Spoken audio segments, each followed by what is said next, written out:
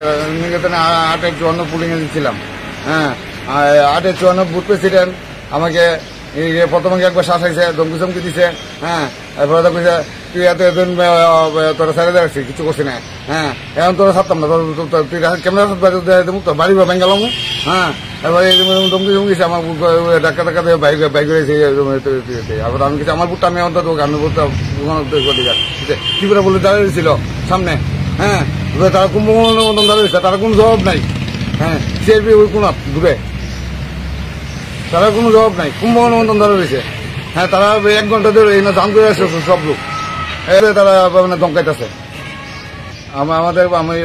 আমি ছিলাম ঘটনা প্রায় 7টা-15 হবে। রিসিভ করে আমি তো কয়েকজন লোক ঢুকছে বুট দিত। হ্যাঁ, প্রথমত একবার ধমকা টমকে গেছে, পরে আরেকবার আইছে। হ্যাঁ, সেটা কইছে কত তোর এতদিন সাইডে দিয়ে রাখছি। হ্যাঁ, তোর এবার ছাড়তাম না, তোর বাড়ি ঘর ভেঙ্গালাম, তুই কেমন রাস্তা ধরে দিকে দেবো।